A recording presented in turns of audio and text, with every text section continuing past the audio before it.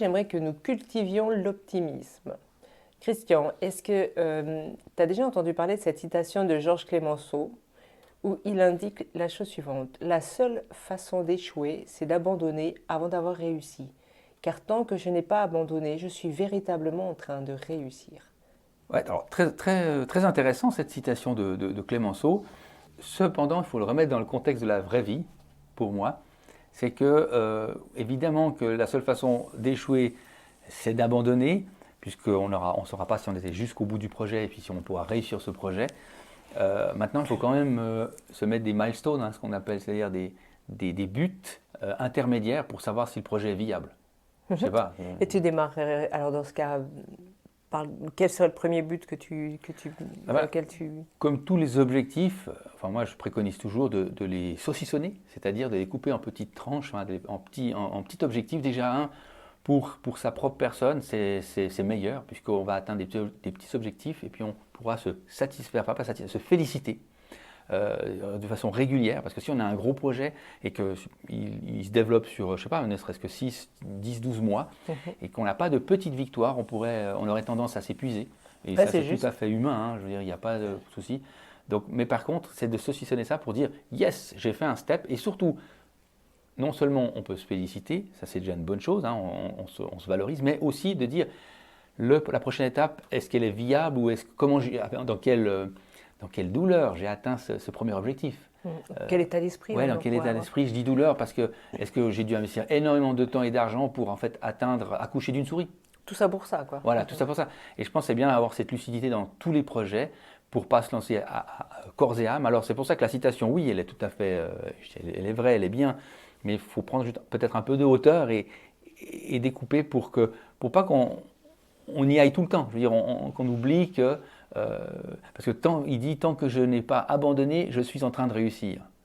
Alors, moi je dis oui et non, puisque simplement c'est que si on va dans un projet impossible et qu'on travaille toute une vie, et qu'on n'aboutira jamais, in fine, je l'ai jamais, je peux pas dire que j'ai réussi, mais je peux pas dire que j'ai raté non plus, mais je me suis peut-être épuisé.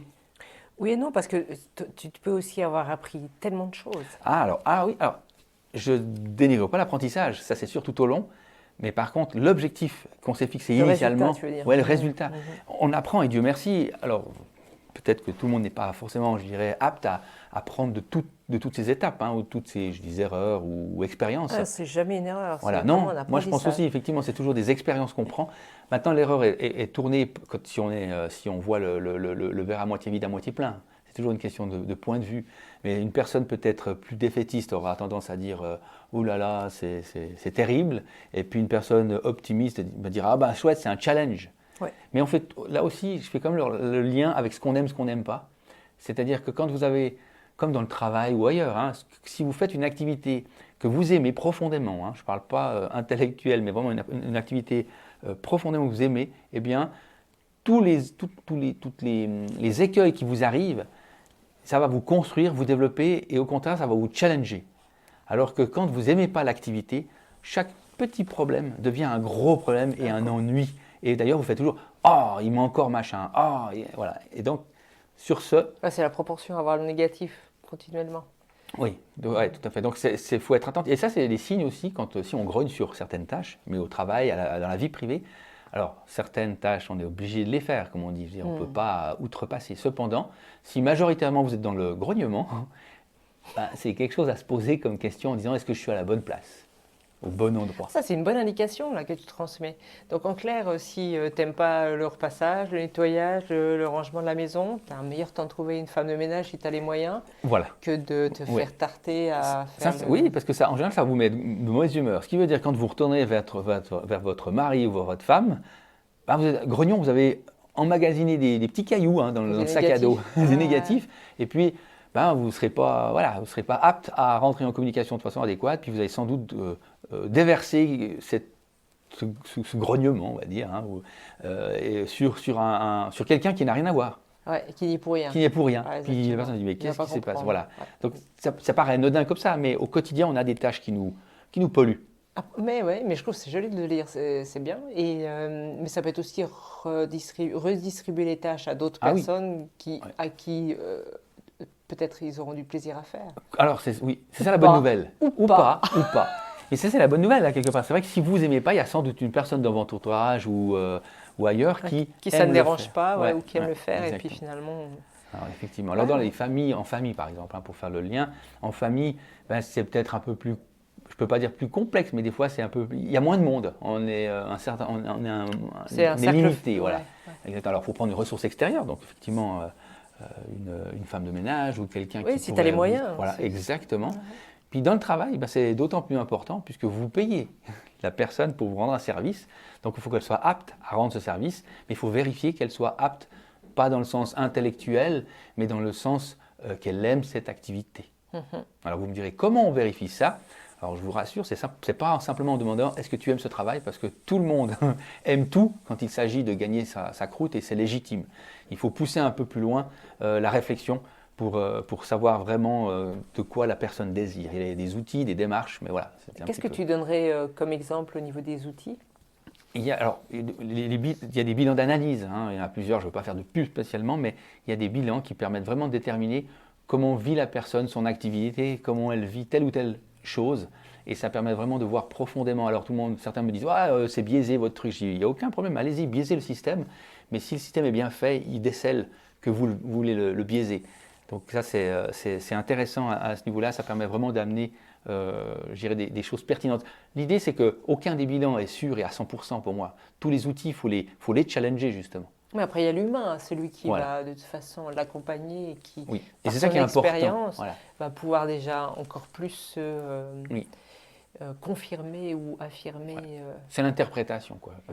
Alors, c'est vrai que si on revient au départ du projet, hein, puis c'était un petit peu à la base de la phrase de Clémenceau pour un projet, si on démarre, eh bien, il faut, dès le départ, si on peut s'assurer que le projet nous fait vibrer et qu'on ne le fait pas par obligation. Ouais, par obligation ou par, je dis soumission, c'est-à-dire on a appris à dire oui souvent, parce que notre éducation est ainsi soit-il, eh ben, je pense que ça peut vous induire en erreur.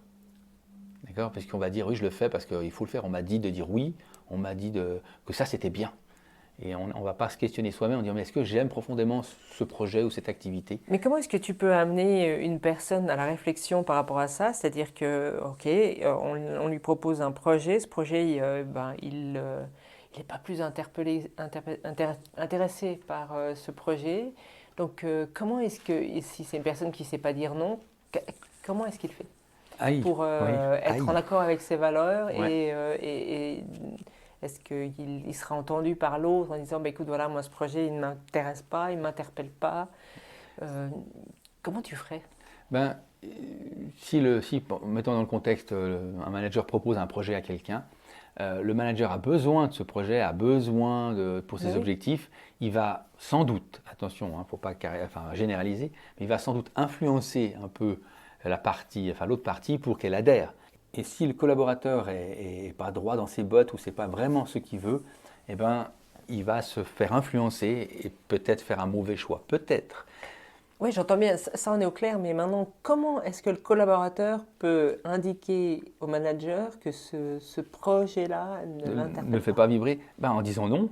Le problème là-dedans, c'est que je pense, moi c'est mon point de vue, hein, simplement, il faut passer par un peu de développement et d'apprentissage de soi-même, comment on fonctionne, quelles sont nos valeurs. Parce qu'aujourd'hui, si je te propose, toujours à ça, ouais. Si je te dis comme ça, de but en blanc, c'est quoi tes valeurs? Alors, tu vas peut-être m'en sortir quelques-unes, mais ça va être compliqué de dire les valeurs, et qu'est-ce qui se cache derrière? Donc il y a un travail, il y a des méthodologies qui permettent de définir quelles sont les valeurs fondamentales de chaque individu pour voir après, puis qu'il en ait conscience, pour qu'il puisse les défendre et les vivre correctement. Donc ça veut dire après, au niveau du manager, il peut transmettre, écoute, voilà, j'adhère pas à ce projet parce qu'il va à l'encontre de mes valeurs, parce que... Par exemple.